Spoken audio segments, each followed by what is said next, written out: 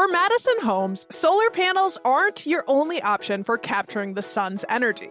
SunVault Roofing, based right here in Dane County, installs solar shingles. So not your conventional panel, but solar technology built directly into the roof itself. It's designed to blend in visually, and it's the perfect option for homeowners already thinking about getting a new roof. Y'all, get the most out of that old roof! See what solar shingles look like on real Madison homes today at sunvaultroofing.com. This is CityCast Madison. I'm Bianca Martin, and here's what Madison's talking about. Hey, before we get into today's show, I want to shout out our company's new exciting weekly podcast, Your City Could Be Better.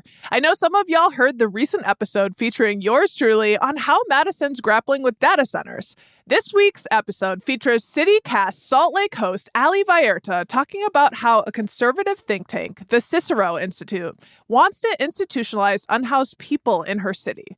Some quick background, Utah has given the green light for a mega shelter, and Ali talked with the person leading the charge on that to question why a national organization is intervening in local policy, how this plan is meant to work, and if it will help the people of Salt Lake. CityCast called it Your City Could Be Better because even though, yes, Madisonians are the greatest to ever do it, Madison too could be better.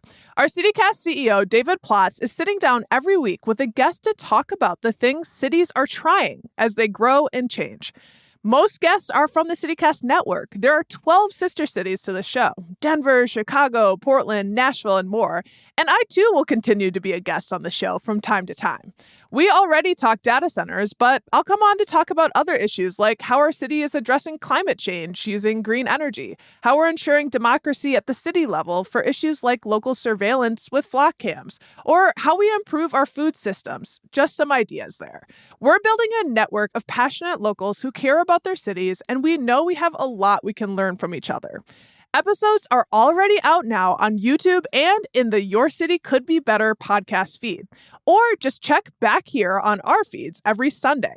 Now you know, so go check out Your City Could Be Better wherever you get your podcasts, on YouTube and on this show feed. Y'all, please let us know what you think. We want this to be a good show for you. Okay, on to our Friday News Roundup.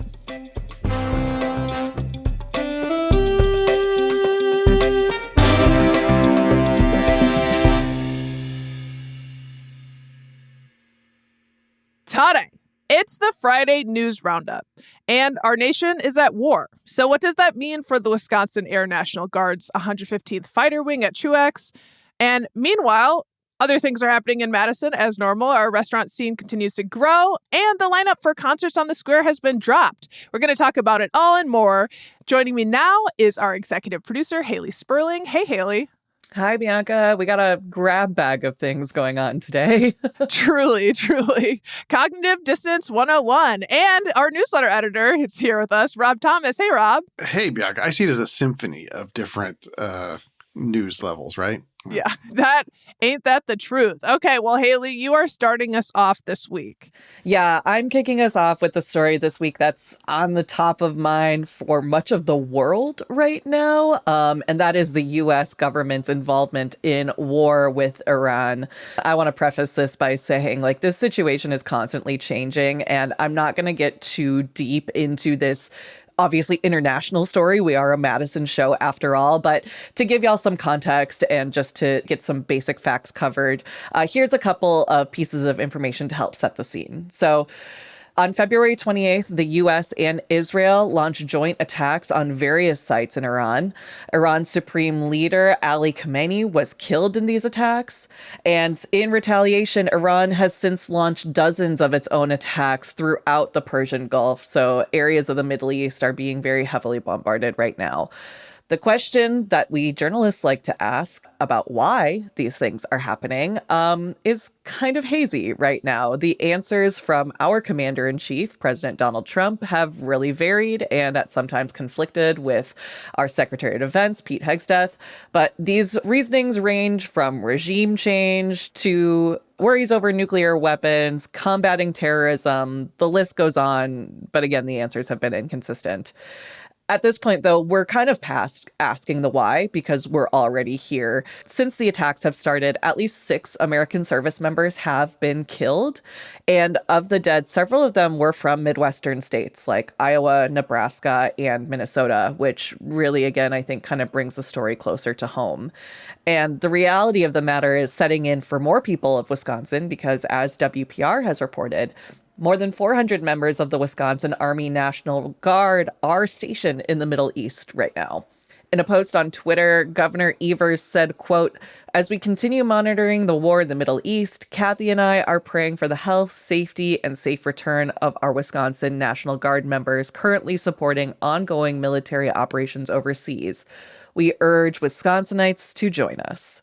So many of these National Guard members were actually given a formal send-off back in late November for a year-long mobilization. And according to the National Guard, these soldiers were sent to, quote, "provide high mobility artillery rocket system capabilities within the U.S. Central Command area of responsibility while working alongside their strategic partners in the region." So a lot of words there. They're going over to support these actions. So I don't think it's really controversial to say war is upsetting for everyone. This is a very heavy story. This is a hard story. I'm curious to know, how has this news been sitting with the two of you as we dig deeper into these international issues?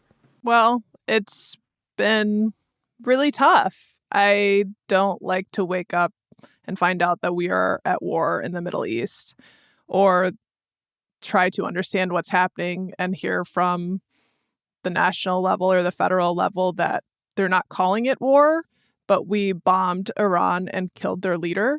So yeah, it's a really hard, confusing time to be alive and to know what's going on. And living in Madison, the past couple of weeks, I know, Haley, you and I at least were on a call talking about this. It's like the military jets are really, really happening right now. There's a lot of activity and it seems more than normal. Like, is something happening? That's how it felt as someone whose roof gets the house I live in shakes as they pass. And yeah, I think everyone is grappling with this and the fact that people have died and that the president expects more Americans to die as well as people that we're bombing is pretty unnerving. And I listened to, pretty well-known Wisconsin politics commentator Kristen Bry invite her brother onto their show this past week as he was stuck in Dubai and was there and experienced missiles going over his head and bombs in Dubai and recognized that he had to get out of there ASAP. And I think he said that he spent $10,000 to get home. Oh my gosh. But yeah, I mean, there's a warning out to Americans across the Middle East, leave. And yeah, it's very deeply upsetting. Yeah, I've been getting flashbacks to the Iraq War in 2003. The difference is at that time, the federal government, the Bush administration, spent months trying to build up public support for going into Iraq and giving the rationale. Now, turns out that rationale was based on lies, basically. But like somebody said, at least they had the courtesy to lie to us rather than just, this feels like just, they talked about shock and awe during Iraq and Afghanistan. It feels like, we're the ones getting shocked this time, even though, as you say, those National Guard troops were sent there in November. So clearly this has been in the works for months. And we're in this position where most of the country does not support this. Most of the country does not know why we're there. But we're there. And it feels like we're kind of in the passenger seat of this really scary time. Yeah, absolutely. It literally was just waking up one Saturday and being like, oh, we're at war now. So that's what we're dealing with. And Bianca, you mentioned the F-35 jets. Yeah, if you live on the east side, you can hear them, you can feel them. And I'm sure folks are wondering, where are they now? What about these F-35s? A little bit of context. We know Madison's Truax Air Base is home to the 115th Fighter Wing and roughly 15 to 20 F-35 jets. They don't tell you how many exactly are there for security security reasons. And like I said, if you live on the east side, you know that these jets have been busy these past few weeks. So that maybe had been a little bit of foreshadowing. Who knows? Maybe I'm getting conspiratorial. But according to the Wisconsin State Journal, their reporting notes as of March 1st that our fleet of warplanes has not been deployed to the Middle East. Whether or not that's changed in recent days is still unclear.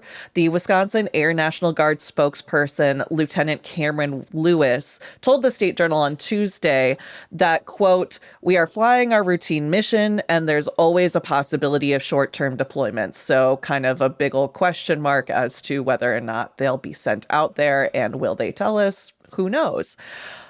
In addition to the jets and all of these questions, obviously people in Madison have feelings about this. Like you said, Rob, this war is already deeply unpopular. And on Monday, a few dozen protesters rallied downtown in opposition to the war.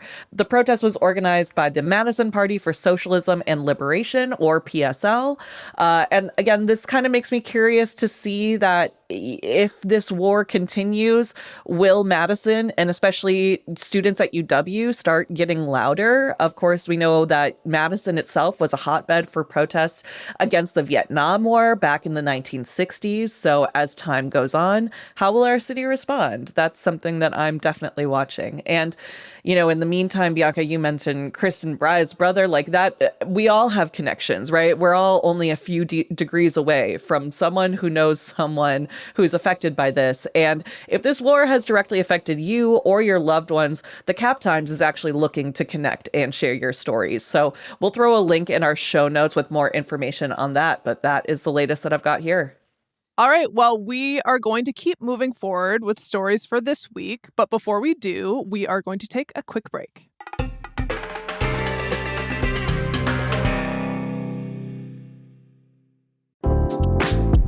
Hi, I'm David Plotz. I'm the CEO of CityCast, a podcast network that includes this show you're listening to, and also 12 other CityCasts in 12 other cities.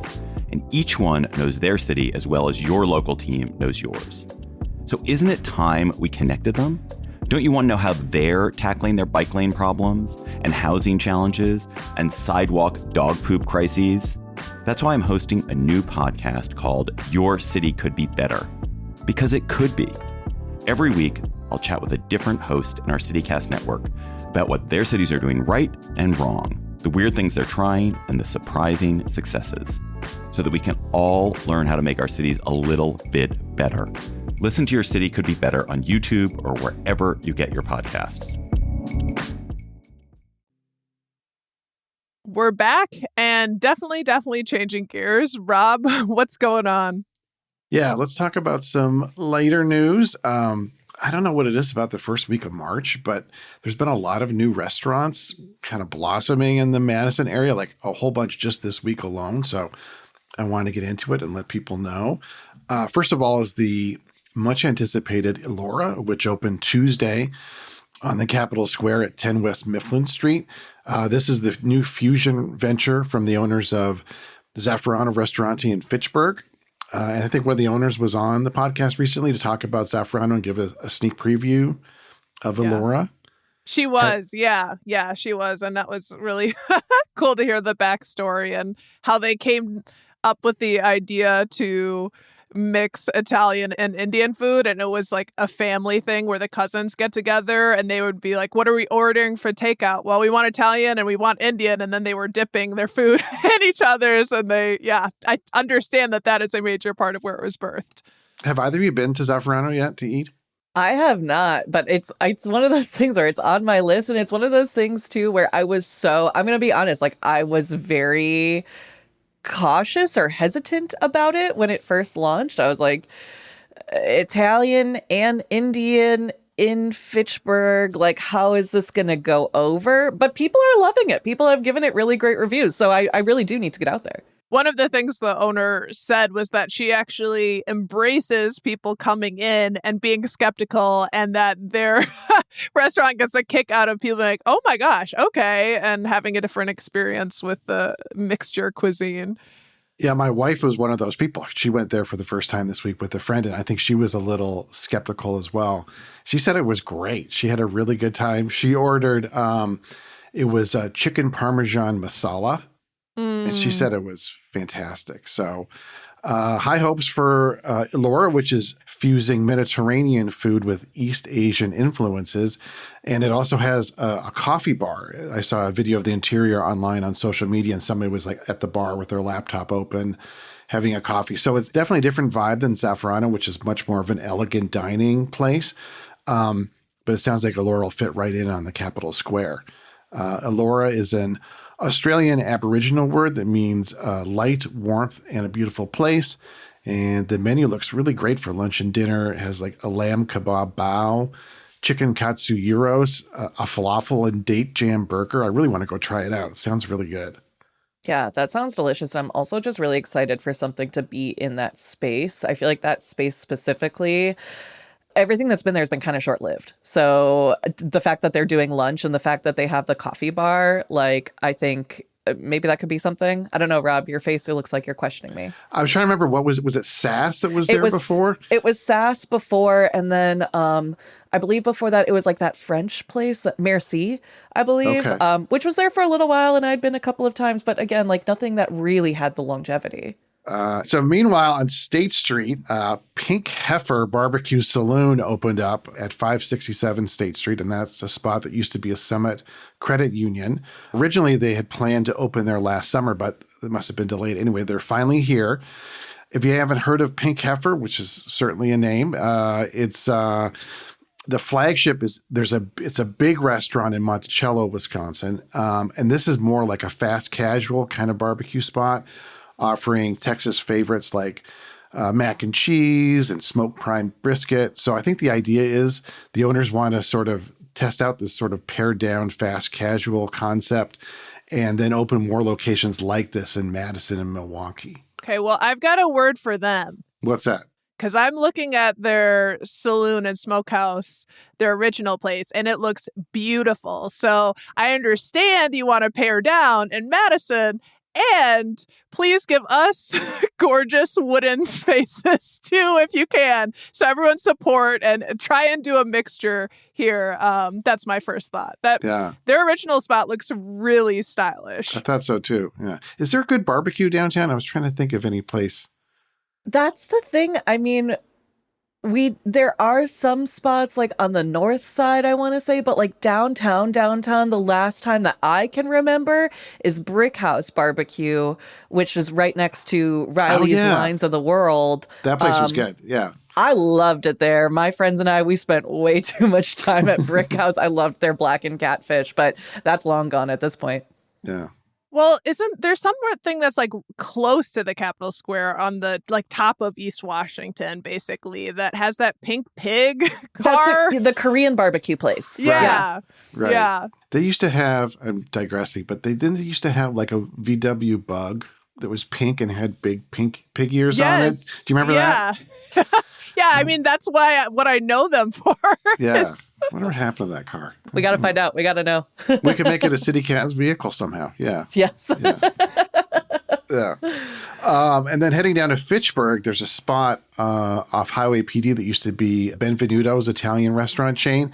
It's a new indoor golf simulator place, kind of like Topgolf, but like you just hit the ball against a screen, called Fairway Lounge. And the reason I mentioned that in the food roundup is it's the first place in Fitchburg where you can get Salvatore's pizza, which I love, but it's only available in like Sun Prairie and downtown. So they serve that along Monona.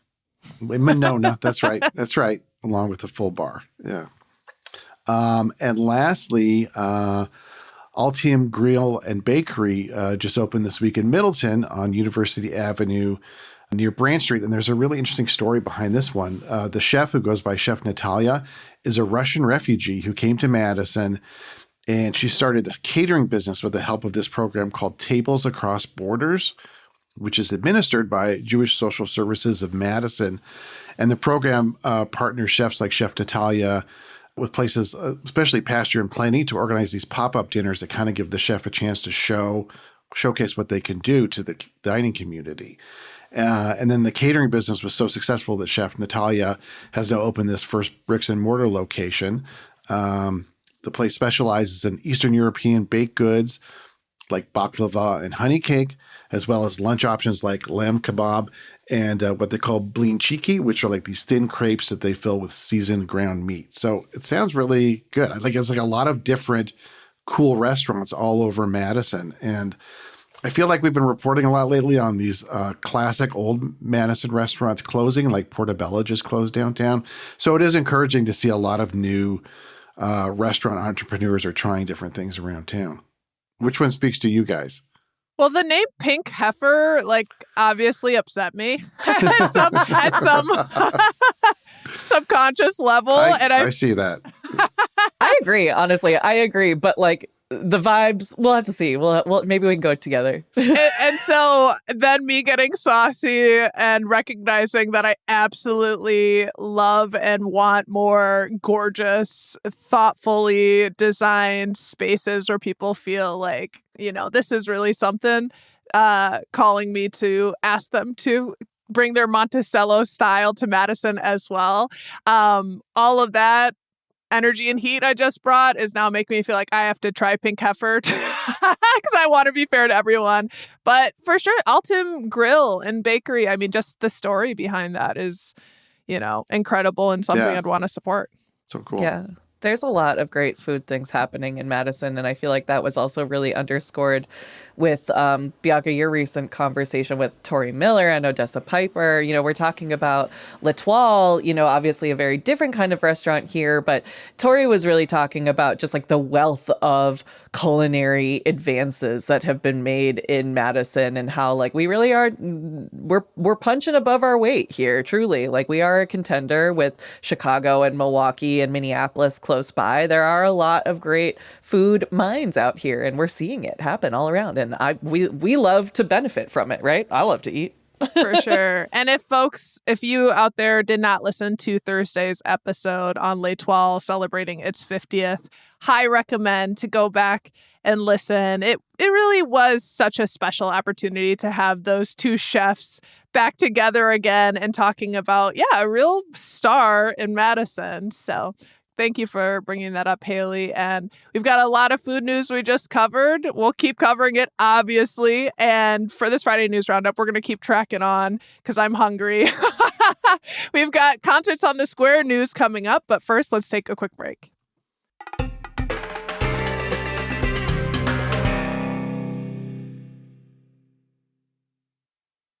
Okay, we're back, and this year's lineup for Concerts on the Square, put on by the Wisconsin Chamber Orchestra, has dropped. It's a fun time. It's exciting news to get to see what's coming. So not only this week do we get to look forward to Sunday's Jump Ahead for daylight savings. That's a reminder, folks. This Sunday at 2 a.m., clocks will spring forward, which means more daylight. But we also get to dream of sitting outside together on blankets on the Capitol Square, listening to Dvorak's Romance in F minor. That's one of the musical rhapsodies coming up for the Concerts on the Square this year. If you don't know, Concerts kicks off June 24th, and they go through the end of July, every Wednesday at 7 p.m. And I'm sure on the show we'll get a more detailed play-by-play about all of the concerts closer to the start. But we've got the published rundown this week and some standouts that are really worth mentioning, so we thought we'd bring it forward. One being the big patriotic July 4th week concert, which is going to feature local hip-hop artists and Madison Public Library Media Project's Bubblerian, Rob Dees. I had to say Bubblerian.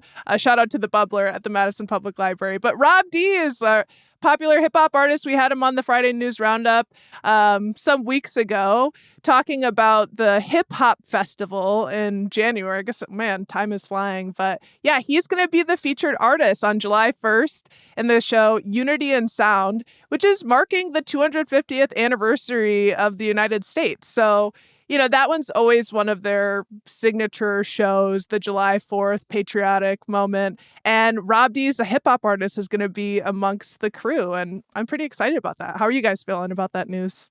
I would love to see Rob rap over the cannons that they shoot off during that one, the 1812 Overture. I would love to sort of like some kind of remix. That bombs over Baghdad. There you go. Too relevant. Too relevant. Too soon. Yeah. Too soon. It's happening right now. Yeah. But yeah, it's exciting. I mean, I love concerts on the square. I think we should note that the Wisconsin Chamber Orchestra is a sponsor of ours here at CityCast Madison, but we love them enough to bring them on the show ourselves with 100% editorial independence here. And concerts on the square, it's just... I love that we can think about this in March. It like you said, Bianca, gives us something to look forward to when the weather is so questionable and when we're all just itching to get outside. And it's just, to me, concerts on the square, I will say, like, the music is one thing, but the real draw for me is just getting out there with friends and having a good time, you know? I did speak to somebody who I won't name, but is a local food and culture editor who was not railing, but she was criticizing a little bit Jeans and Classics, which is this Canadian group that does a lot of like the pop concerts there, which I took offense at first because it's Canadian and that's my home country. But also, like, that's one thing I really like about Concerts on the Square is they really do have a nice wide range of stuff. They have like the pop stuff, but then they also do have like classical musicians with serious chops. And of course, the Wisconsin Chamber Orchestra does all kinds of like original works and classic works throughout the year. So I'm all for Jeans and Classics, eh? Hey. Hey.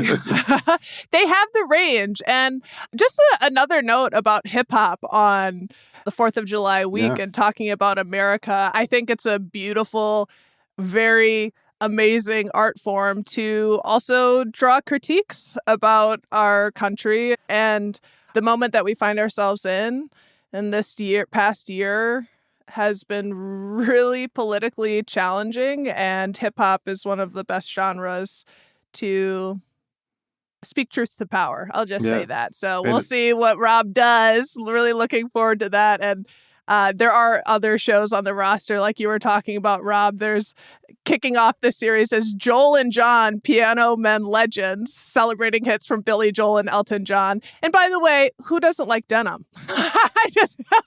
Canadian tuxedo, right? Yeah, exactly. Exactly. I mean, Elton John for life. Like, that is just, his icon is so bright in my heart. And then they're going to be like Hollywood blockbusters one night. And then, of course, so much of their own original composition. So I'm looking forward to it and brighter days. And once again, reminding you guys, don't let the sun go down on you this Sunday without being prepared. We're springing forward Sunday. Okay, I've done my duty. You guys know daylight savings. And now it's time to talk about neighbors shout outs, the place where our members, aka CityCast Madison neighbors, get to shout out the people and places they love in Madison. We've got one shout out this week to share, which I'm very excited about. Haley, who's shouting out what? Yes, we've got one shout out this week coming from Jody B. She says, quote, "My car told me my key fob battery was low, and I was so happy. This meant I had an instant reason to go to the Ace Hardware Center on Williamson Street. With its wood floors, old school vibe, and great people, what can I build or break next?" Go off, Jody. I love it. And this is one of the best shout outs ever because I understand what she's talking about. That Ace Hardware is so lovely. And the fact that she's like, oh, something bad happened to me, but it's good because I get to go there. I mean, I met the owner and his artsy wife, and I did like out and about in my life. I won't get into it, but they're Madisonians through and through. And he told me a bit of his family life story and history in that building and starting that Ace. And they could not be any sweeter. And I had my own little experience when I was moving. I grabbed one of those skinny orange reflective marker poles that were just on the side of the road, which was probably city property. Sorry about that. But I was trying to move on a busy street and I thought, oh, this is great. I've got to put my signs up and I want to mark my spot. And I was trying to get all of this stuff happening. It was early morning. It was on the side of the road. I grabbed it with my hand. Turns out some of them are smooth and beautiful, which I loved playing with as a kid, and some of them are full of fiberglass. No. So firstly, don't pick those up.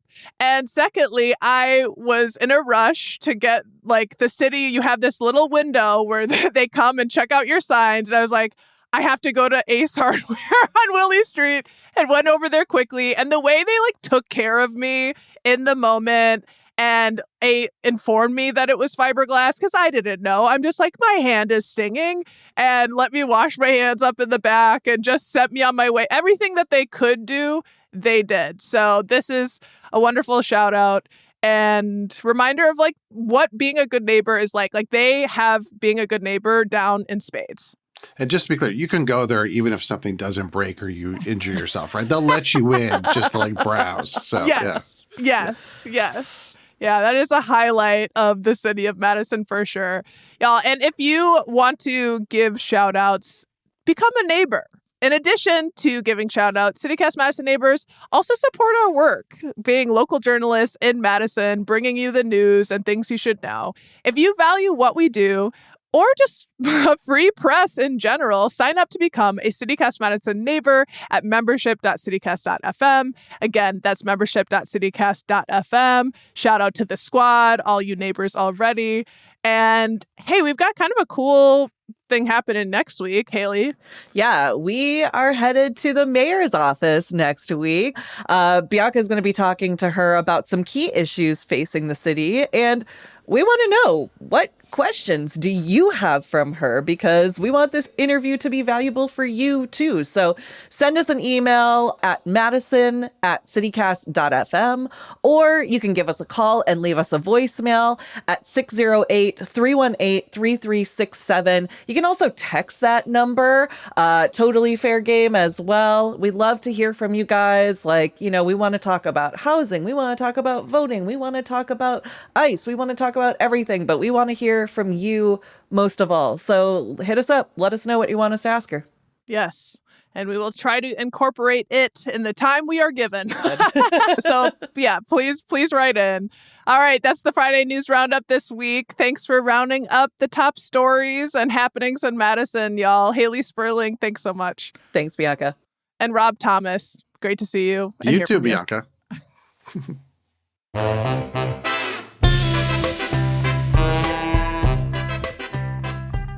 That's all for today here on CityCast Madison. I'm your host, Bianca Martin. We're produced by Jade Isiri Ramos with help this week from roving producers Matthew Rogers and Elizabeth Kama. Haley Sperling is our executive producer. Our theme music is by Carl Christensen. Additional music this week by Anders Fobb from Triple Scoop Music via Getty Images. Rob Thomas is our newsletter editor. You can always get more news delivered right to your inbox by subscribing to our newsletter. And don't forget, you can support the show and get great perks by becoming a CityCast Madison neighbor at membership.citycast.fm. And if you enjoyed today's show, why not share this podcast with someone who cares about our city and how it grows? All right, see you back here Monday morning with more stories from around the city. Until then, thanks for listening and have a great weekend. Watch your clocks.